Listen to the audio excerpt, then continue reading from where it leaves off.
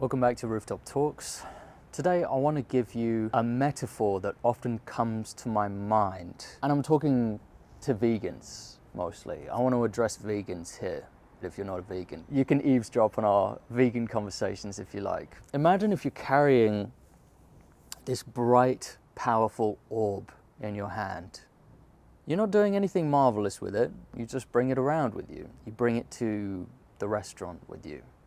You bring it to your school, you bring it to your class, you bring it to work with you, bring it to family reunions, bring it to Christmas dinner. You're just carrying it, you're not doing anything with it, you're just carrying it. You bring it to a music festival, you bring it everywhere with you. You know, you look at it, you admire it. This orb is bright, it's really bright. It's bright and it's hot in your hand. But you can handle it, you can hold it there. It might be uncomfortable at times, so maybe you put it in your bag at times, put it in your pocket or whatever, but for the most part you carry it and you take it out with you. It can hurt, but it's important to you, it's very important. And wherever you go with this orb, it creates a big fuss, causes a big stir, it causes a great story everywhere you bring this orb. Gets people talking.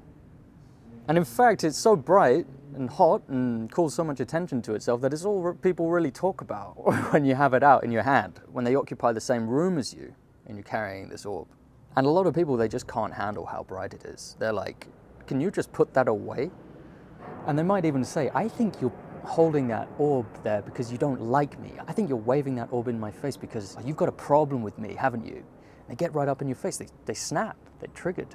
When really it's just something you carry with you, something that's important to you and you carry it with you and it's very bright and that irritates them.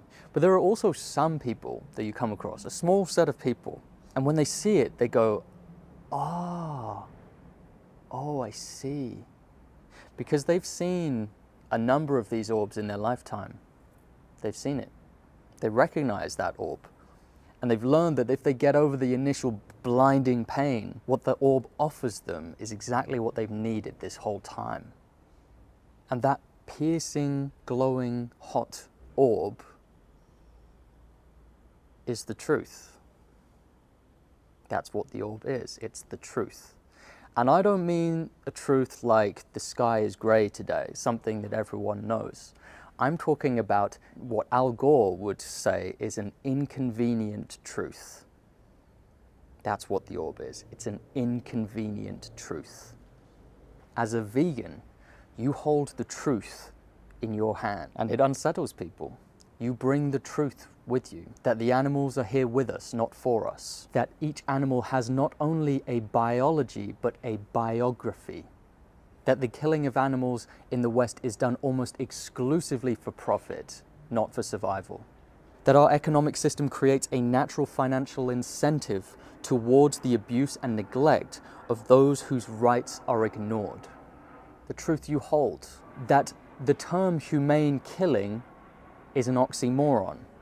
That despite 99% of all animal products being sourced from intensive factory farms, humans have unanimously declared that they are in the 1% who buy from non-intensive, humane farms. The truth you hold, that what we do to animals is horrific, barbaric, morally contradictory, hypocritical, and normalized through billions spent in corporate advertising every year. You carry the truth that our participation in the animal agricultural industry betrays a moral weakness within us. It betrays the fact that we can be assuaged from our values so long as there is some perceived gain or convenience. And that you watching this, whoever you are, if you're not a vegan already, you can stop whenever you want. That is an inconvenient truth. You can stop whenever you want. The inconvenient truth that you don't have reasons. You only have excuses and rationalizations, straw men, and character attacks. Character attacks on vegans. So that's the truth. Whenever you speak on this topic, you bring that truth with you. Even just your presence as a vegan, because you're holding the truth in your hand. You don't have all the truths, but you have one. It's a bright, glowing, hot orb. And not everyone you come across is going to be able to handle this truth. Not right away, at least. But it's what the world needs. We need the truth. We are surrounded by murky darkness. We're lost in it.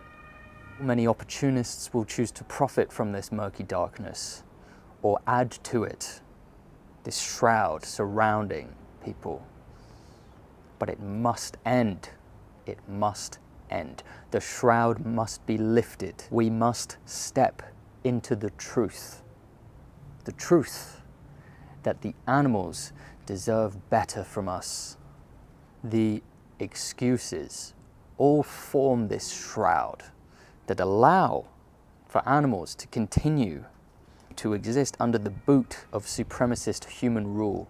Animals outnumber us more than 10 to 1 if we're just counting land animals. Before we even go into marine animals, there's about 80 billion land animals enslaved in the agricultural system under the subjugation and whims of human fancy, under the boot of human supremacy.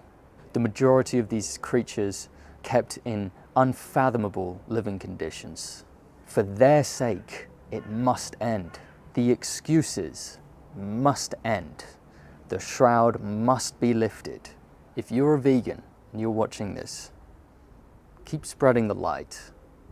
Keep carrying the light. You are a light bearer in this analogy. You bring the light with you and you lift others from the darkness. They don't like it at first. It hurts their eyes. They'll despise you for it, but you must keep doing it. You're doing a good thing. I speak for the animals, the victims, when I say, don't you dare let go of that light. Hold on to it. Hold on tight. And I salute you for it. And I thank you and I respect you. I see you. Keep going. It's darkness all around us, but we carry the light of an inconvenient truth with us. That's all I wanted to say in this video. This is one for the vegans out there. And I'll see you in the next video.